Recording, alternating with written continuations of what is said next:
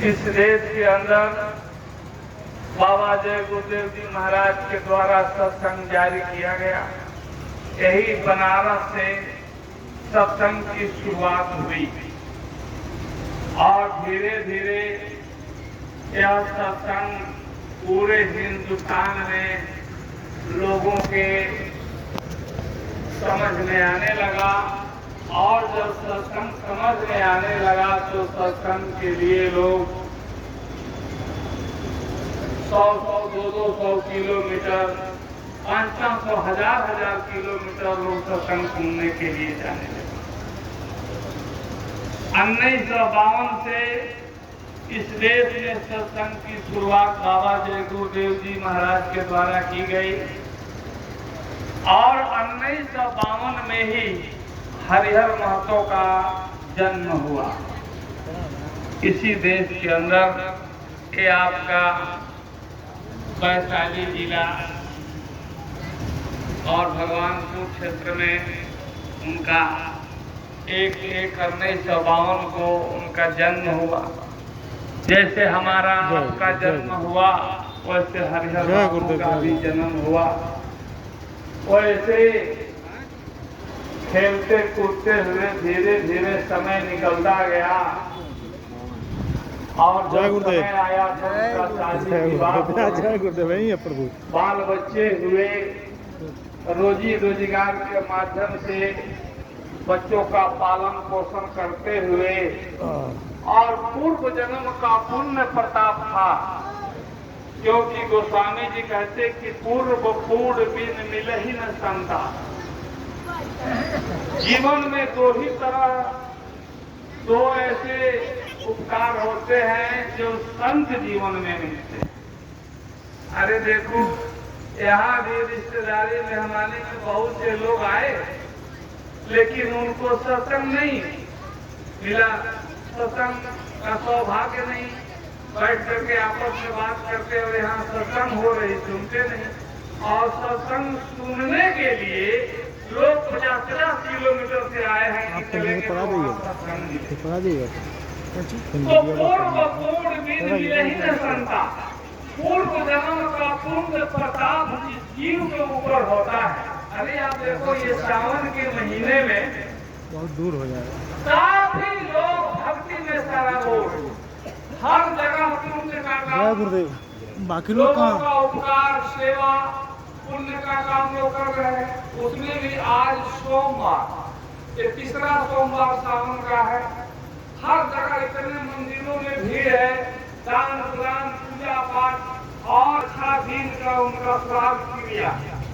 ये आने का कोई मुहूर्त नहीं और जाने का भी कोई मुहूर्त नहीं। इंसान जब इस दुनिया में जन्म लेता है तो बिना मुहूर्त का कोई मुहूर्त नहीं और जाने का भी कोई मुहूर्त नहीं, कोई शुभ, लेकिन जीवन भर शुभ मुहूर्त में लगा है।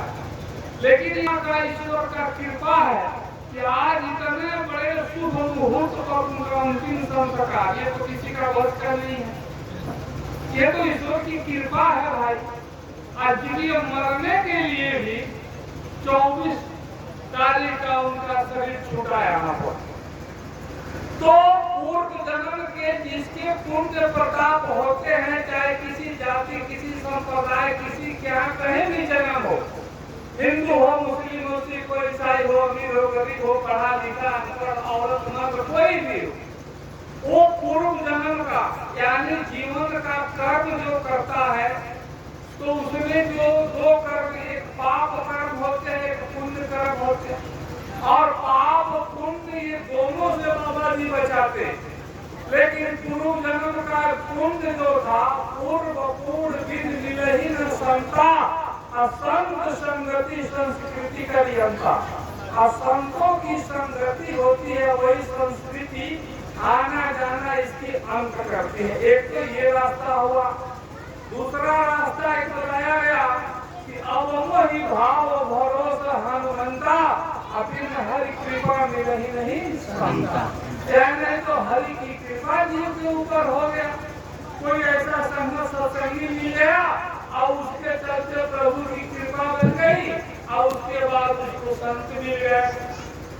तो संत मिल गए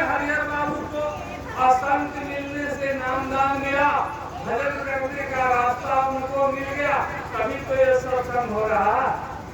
नहीं तो बहुत से ऐसे लोग जब उनके श्राद्ध क्रिया में नाच ड्रामा वीडियो नौटंकी तरह तरह के लोग पाए करते, लेकिन ये सत्संग हो रहा है तभी जो संत सतगुरु के शिष्य हैं। और प्रेमी देखो, संत के मिलने का जैसा गोस्वामी जी महाराज रामचरितमानस में कहते कि नैनन संत दरस नहीं देखा। अगर आपने अपने जीवन में संत का दर्शन अगर नहीं किया तो लोचन मोर पंख करी देखा। तो ये आंख नहीं है, एक केवल आंख ही तो है। संतों की बहुत बड़ी महिमा बताई गई और संतों के माध्यम से ही ये सत्संग प्राप्त होता है। और सत्संग में जब आओगे तो ये सत्संग में आपको भक्ति मिलेगी। भक्ति बताया जाता, भक्ति और कहीं कोई उपाय नहीं, बाजार में भक्ति नहीं, कोई रिश्तेदारी में भक्ति नहीं, कोई कापी किताब पूजा पाठ कहीं नहीं। भक्ति के बारे में कहते कि भक्ति स्वतंत्र सकल गुण अभिन्न सत्संग ना पावई प्राणी। भक्ति जो है ये स्वतंत्र यानी आवागमन से परे स्वतंत्र और सब गुण की खान है, लेकिन मिलेगी कहाँ? सत्संग। बिन सत्संग न पावई प्राणी। जब तक सत्संग में नहीं जाओगे तब तक भक्ति आपको नहीं मिलेगी। अब भक्ति से ही मुक्ति है। मुक्ति पाने के लिए ही ये मानव का शरीर परमात्मा ने हमें आपको दिया, दूसरा कोई इसका काम नहीं। ये साधन धाम मोक्ष करी द्वारा साधना के लिए आवागमन से परे, यानी देखो ये आत्मा मरती नहीं है, ये आत्मा अजय अमर अविनाशी है। देखो यहाँ लिखा हुआ कि नैनन शीरंति सरकारी नैनम रहती पावक न चैनम कीर्तन्ते आपो न सोपति भावक। गीता में भगवान श्री कृष्ण अर्जुन से कहते हैं कि अर्जुन ये आत्मा मरती नहीं है, ये अजय अमर अविनाशी है। मानस में भी गोस्वामी जी संकेत करते कि ईश्वर अंश जीव अविनाशी, ईश्वर की अंश ये जीवात्मा अविनाशी, इसका विनाश नहीं होता, ये तो इसमें से निकल जाती। जैसे हरिहर बाबू की निकल गई और जब आत्मा इसमें से निकल जाती है तो इस शरीर को बाबा जयपुर देव जी महाराज यही बात को बताते। अलग से कोई बात नहीं, बिल्कुल सरल सीधा रास्ता बाबा जी बताते हैं। बाबा जी कहते हैं कि बच्चा तुम समझते नहीं, जब तक शरीर में तुम हो, आत्मा जब तक शरीर में है तभी तक तुमको लोगों से प्रेम भाव है। आप चाचा हो, काका हो, मामा हो, फूफा हो, जीजा हो, साला हो, जो भी रिश्ता है, काकी हो, मामी हो, चाची हो, मौसी हो, दादी हो, जो भी रिश्ता है, लेकिन जिस दिन आत्मा इसमें से निकल गई सारे रिश्ते चौकी पर, पलंग पर, दीवान पर, सोफा पर जहाँ भी लेटे हुए थे, आत्मा के निकलते ही तुरंत वहाँ से लोग उठा करके और घर के बाहर दरवाजे पर, बरामदे में, रसोड़े में पुआल बिछा करके फटा पुराना बेडशीट उसके ऊपर डाल करके उत्तर की तरफ माथा करके आपको लेटा देंगे। फटा पुराना एक बेडशीट ऊपर से डाल देंगे, अगल बगल के लोग जो सुनेंगे दौड़ करके आएंगे, कपड़ा उठा करके मुंह देखेंगे, तब तक ले आपका गुण, आपका करने, आपका व्यवहार, आपका विचार अगल बगल छुप करके लोग बात करते हैं। इतने ही देर में बांस काट करके एक विमान तैयार कर दिया जाता है, वो भी एक एक हाथ पर बाकी लोग बांधते हैं और उसी के ऊपर में पुआल डाल करके, खर डाल करके, और बाजार का सबसे फर्स्ट कपड़ा वही मार्किन जिसको कफन कहा जाता है, उसी को ला करके और उस पर डाल करके नहवा करके उस पर लोग लेटा देंगे और सीधे शमशान कहा जाता है, जहाँ सबकी शान बराबर हो जाती है, उसी का नाम है शमशान। यहाँ बहुत बड़े वीर थे, बहुत आपका बोलबाला था, आपसे लोग डरते थे, आप बहुत बड़े आदमी थे, लेकिन वहां जाने के बाद आपका सारा जो स्थान था वो सम बराबर हो गया, यानी जल करके राख बन गए। एक तो ये गति है कि शमशान में ले जा करके लकड़ियों के ढेर को सुला करके और 5 भाव घूम करके मुख में आग धरा देते हैं और देखते देखते ये सुंदर बदन ये जल करके खाक बन जाता है। फिर वहां से लोग लौट कर आते, आपका जैसा रीति रिवाज जगह जगह के अन्य तरह के रीति रिवाज है, श्राद्ध पद्धति तो एक ही लिखा, विवाह पद्धति तो एक ही लिखा, लेकिन नियम अलग अलग, करने का ढंग अलग अलग लोग उस ढंग से अपना अपना शुरू करते हैं। हमारे यहाँ चले जाइए गोपालगंज सीवान छपरा से इधर दूसरे ढंग का होता, उधर जाइएगा दूसरे ढंग का होता, पटना साइड से जाइए दूसरे ढंग का होता है। तो जगह जगह का जैसा रीति रिवाज है उसी हिसाब से लोग लाश जला करके आएंगे, दरवाजे पर मिर्चा लोहा पानी पत्थर रखा रहेगा, उसको छू करके अपने अपने घर चले जाएंगे।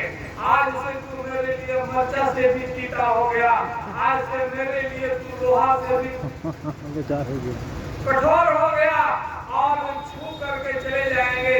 उसके बाद बरही तेरही सोरही जैसा नियम कानून है, बहुत जगह तो त्रिकाठी मनाया जाता है, 3 दिन में सारा खेला खत्म। फुर्सत नहीं है बेटा को, जिस बेटा को पढ़ाकर इंजीनियर डॉक्टर बड़े बड़े अफसर बनाया उसको छुट्टी नहीं मिलता, और उसको पढ़ाने लिखाने के लिए आपने सत्संग में नहीं लाया, आप उसके अंदर संस्कार नहीं डाला, और डॉक्टर इंजीनियर बहुत बड़ा बन गया, और आप जब मर गए बहुतों को हॉस्पिटल में कितने का करते हैं, ले जाकर के अनाथालय में रख देते, फिर आश्रम में रख देते, उनको फुर्सत नहीं है बाप माई का सेवा करने के लिए, और त्रिकाठी कर देते, बड़े क्रिया कर देंगे, उसके बाद आपका खेल समाप्त। एक और गति है, ले जाएंगे और गड्ढा खोद करके जमीन में दफना देंगे, नमक डाल देंगे, उसी में ये लाश सड़ जाएगा और उसी के अंदर गल कर खत्म हो जाएगा। एक और गति, ले जाएंगे बहते हुए नदी में इसको हवा देगा, और नदी के बीच धारा में अगर आपका लाश जा रहा है तो उसको छोटे छोटे नोच कर खाती है, अगर पानी के धार से किनारे के झाड़ी में जाके फंस गया तो गिद्ध कौवा कुत्ता और सिराज इसको नोच कर खाएगा। ये शरीर की गति है। रूह आत्मा से जो इसमें से निकली तो सीधे यमराज के दरबार में, वहाँ हिसाब किताब आपका कर्म का होगा। सूरदास जी ने तो बड़े सुंदर शब्दों में लिखा है, सूरदास जी कहते हैं, जा दिन मन पंछी उड़ गई है, लगवा दे फटे, जा दिन मन पंछी उड़ गई है, लगवा दे फट रही है, ता दिन तेरे तन तरवर के सब बात झरी गई है, अरे घर से कहिए जल्दी काढ़ो, अरे भूत बने को खई है, अचके जई है परनवाना, ले ला अरे नाम प्रभु के रतनमाय, अचके जई है परनवाना, जा प्रियतम संग प्रीत घनेरी, सो पे फट रही है, जा प्रियतम संग प्रीत घनेरी, सो पे फट रही है, कहाँ वह ताल कहाँ वह शोभा, देखो धूरी उड़ी है, अरे भाई बंधु सब कुटुंब कबीला, अरे स्वार्थ बस पछतई है, अचके जय है परनवाना।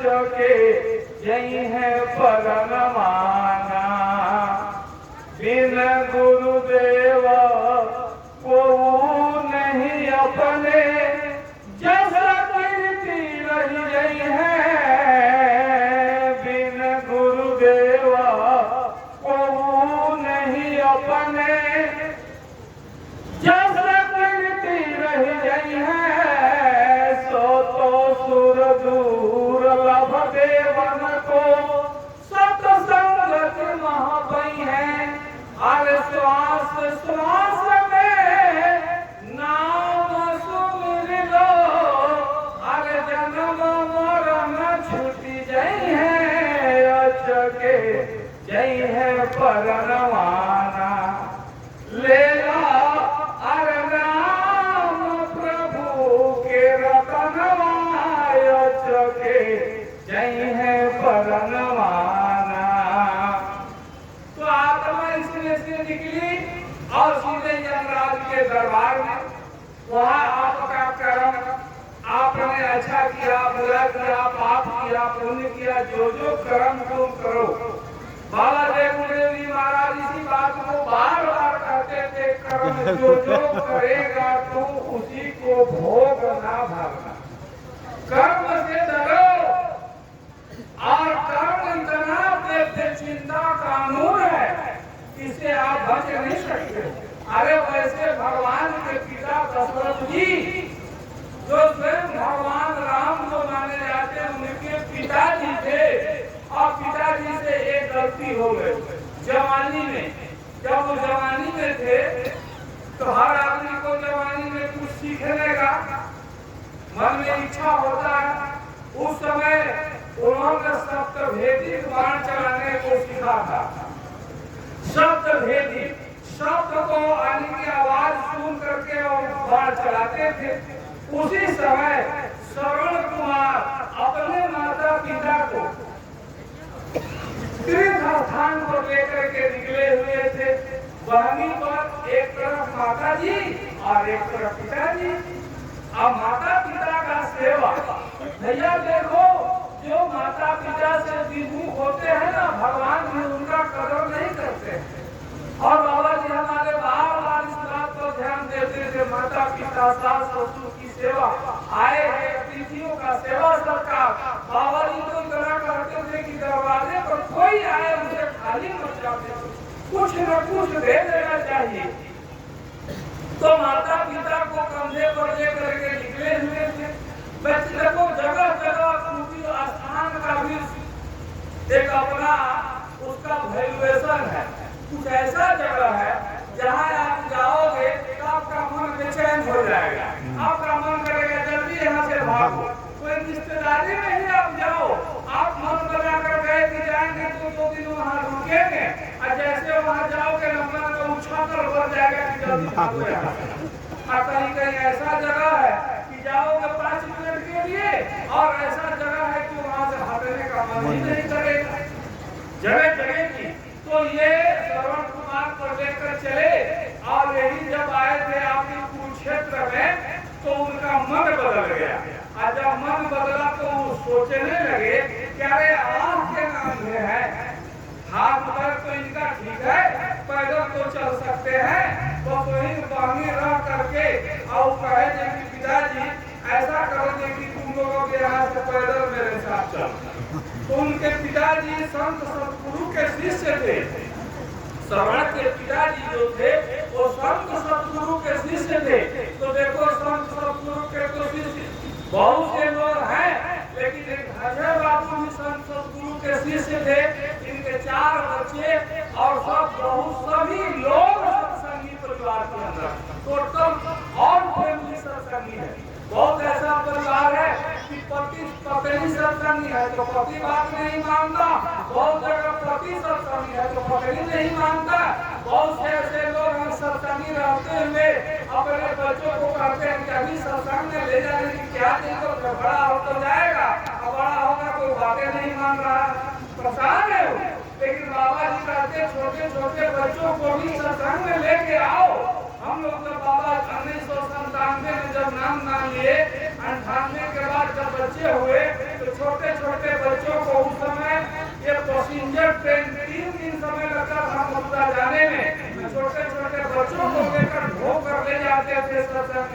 आज उसी का फल है कि पूरा परिवार सत्संगी है।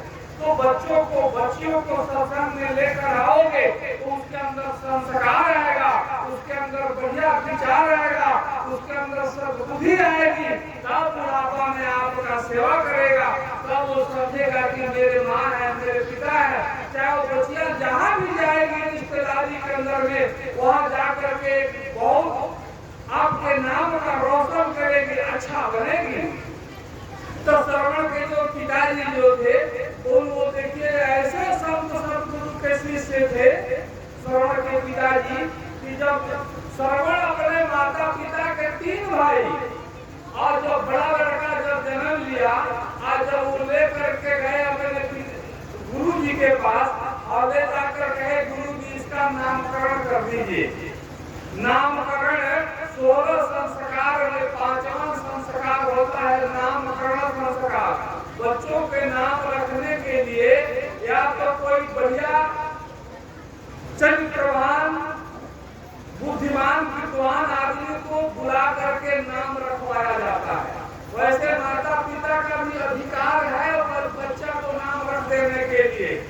और ये हमारे गुरु महाराज भी कहते थे कि जो 7 गुरु का स्थान जो उन्होंने बताया है उसमें तीसरा स्थान बताया है जो नाम रखता है वो गुरु होता है, जो बच्चा बच्ची का नामकरण करता है। बहुत बड़ा संस्कार है। इसको सत्संग सुनने का मतलब है कि उसको जीवन में उतारो, तब अपना घर परिवार बाल बच्चे सुंदर बनेंगे। अगर तो यहाँ आकर सत्संग सुने और उसे धोती अपना झाड़ दिया, खाना पीना खाया, घर चले गए, क्या आपका भजन बनेगा, क्या आपका गाली में कोई फर्क पड़ेगा?